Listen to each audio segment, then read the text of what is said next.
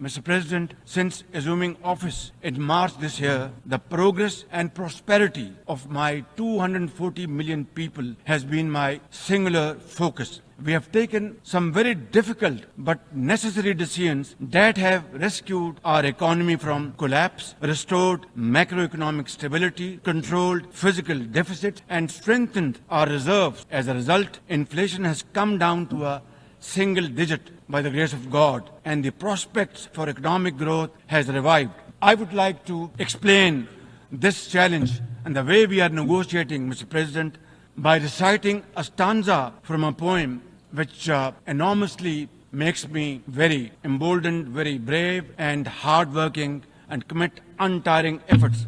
And this stanza is a befitting example of hard work and of course facing challenges and then pave the way for success stories. And stanza is, when things go wrong, as they sometimes will, when the road you are trudging seems all uphill, when the credits are low and debts are high, when you want to smile but you have to sigh, when care or health is pressing you down a bit, rest if you must, but don't you quit.